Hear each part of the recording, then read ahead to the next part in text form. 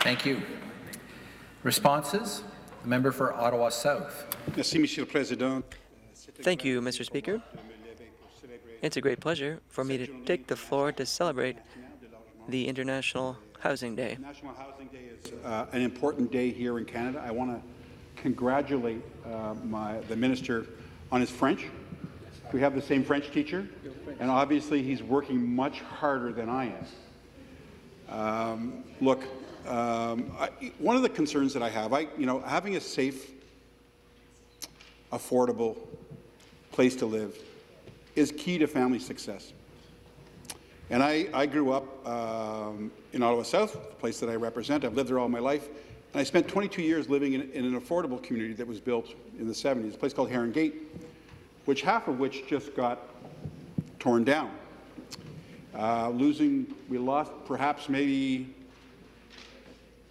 300 homes, 3 4-bedroom townhouses. So there were a lot of families that were displaced. And it was over 2 successive governments. And it was in keeping with the legislation. The landlord met their obligations, which are a bit more than minimal, but still minimal.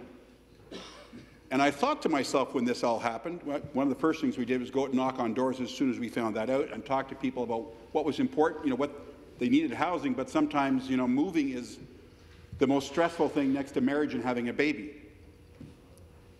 And so this was dumped on them with 5 or 6 months' notice. So that was a community of a couple thousand people. So can you imagine doing that to a small town in Ontario?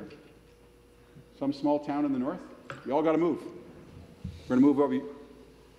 This place would be on fire, I think. So I think we need to make some changes there.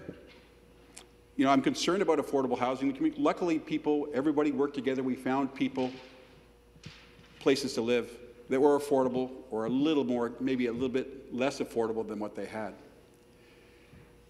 And that was okay. But we also tore the fabric out of what was a community. And I remember growing up there for 22 years. It changed over the 40 years that it was there. So I think we have to do more to encourage landlords to build the type of housing that families can afford. And that takes, it's going to take some ingenuity on the government's part. Just can't kind of blow it wide open and say no more rent control on these units. I understand it'll encourage people to build units. That'll work, but it won't work for some people, a good number of people. And because housing is so important, it's not just for being safe and warm, it's being healthy and being successful at your work or your education. So I just would encourage the minister. I know that the minister understands those needs.